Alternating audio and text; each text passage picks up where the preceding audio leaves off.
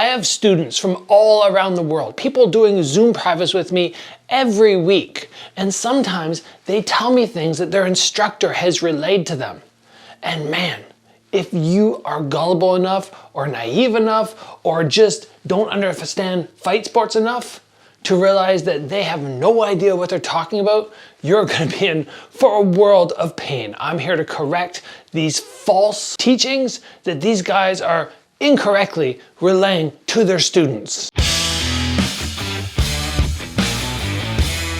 Massive thank you to XMartial for decking me out in gloves, shorts, and this awesome rash guard. Guys, I have a link down below where you can use my promo code Gabriel Varga to save 10% on any of your purchases. And they have so much more than just what I'm wearing. Like, oh my gosh, their website is amazing.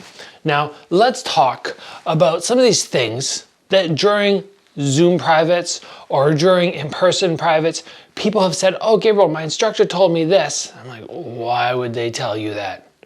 That's so not true. And it's so dangerous to tell your students that. But guess what?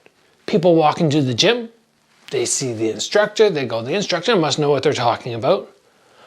But here's something you need to know. Not all instructors know what they're talking about because a lot of people have not actually fought themselves. You know, they're in the gym, yeah, they have maybe okay technique, they're not bad, but they've never fought. Definitely never fought at a high level.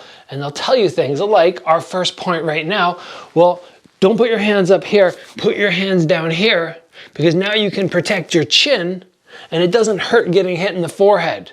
You're not gonna get damaged getting hit in the forehead. Yes, I've absolutely had somebody tell me that.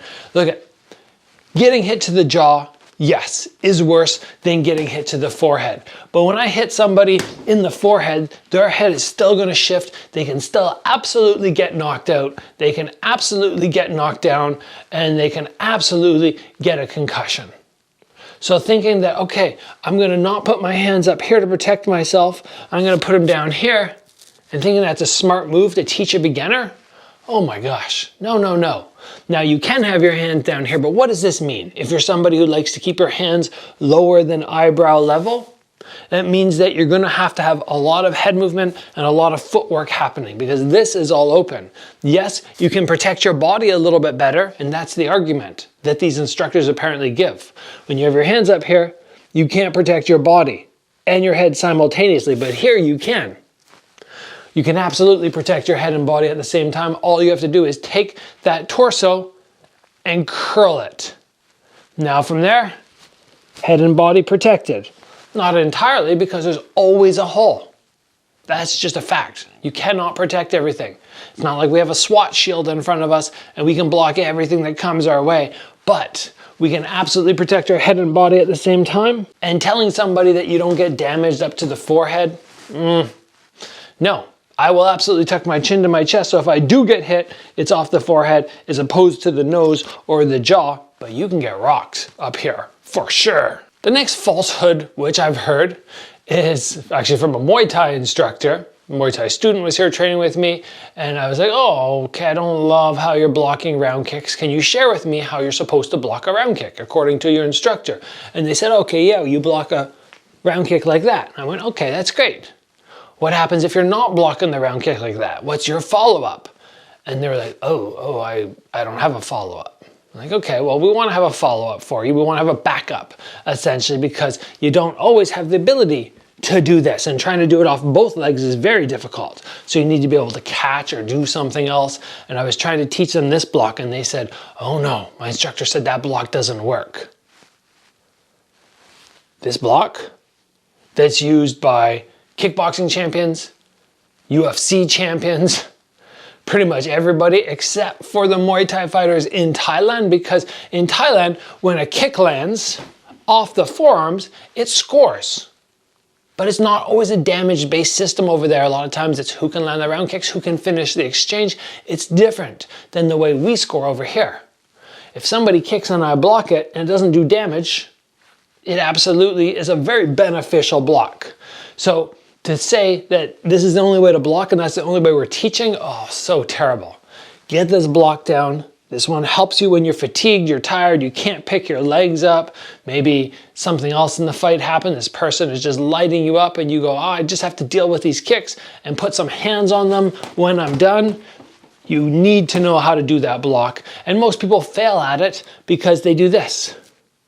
It's just the arm moving. No, no, no. If I take away my arms, this is the motion. This little drop, boom, boom. And the arm is a follow-up, a little back up to bang, hit, but you have to have that whole body into the motion. The last one that I want to touch on is when people instruct a round kick doesn't work if you land with your foot. You have to land with your shin. And yes, I've seen instructors do this. You have to land with your shin. First of all, you can't always adjust to what this person's going to do. So I could be at this distance, start to throw, they back up, and now I'm landing with my foot. Is there anything wrong with that? No, that's not. I mean, you're going to do a little bit more damage putting the shin down to there. Potentially, there's an argument that you can do lots of damage with your foot as well. But most people think that landing with your foot means that you're going to damage your foot. If somebody checks and they happen to lift their knee up and you hit their foot, your foot against their knee, absolutely that's gonna hurt.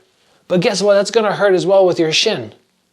And to say that you can't get power with your foot, even up to body level, is absolutely false. And the nice thing I find about landing more with the foot is you can be further away. Right? I can be way back here, land with my foot. To land with my shin, I've got to be here, which means I'm more at punch range. Now, there's not a hard rule that you can't do one or the other. You can absolutely do both. But to tell somebody a foot kick doesn't work, first of all, a foot up to the head, that will knock somebody clean out. Repeated kicks down to there, oh, that'll work. That'll start to light up that arm a little bit. And coming down to the thigh, and many people, many high-level low kickers will land with their foot. One of the big concerns, however, is that you don't land on the foot, you don't land on the shin, and you go on that little instep in between. So that's just where you have the ability to make adjustments. Right? You start to throw your kick, you realize, oh, they're gonna check, and you ease back on your power. Or you extend the kick a little further and land on the shin because you know the instep was gonna land, but look at, if I bend a little bit more, I can adjust. If I lean back a little bit more, I can land with my foot. I can land at different distances while standing in the same spot. Shin, instep, foot, just based on how much I pivot. So having that ability to adjust is very important. But if somebody ever tells you you cannot throw a round kick with your foot with power, in my opinion, they don't know what they're talking about. So there are 3 things that I wanted to clear up for you guys so you can understand that not every instructor knows exactly what they're talking about, and it's okay to question your instructor sometimes and look for other information. Other people out there who are sharing what, in my opinion, is a more valid approach to fight sports. Let's call it there, guys. Thanks for joining. I will see you back here very soon.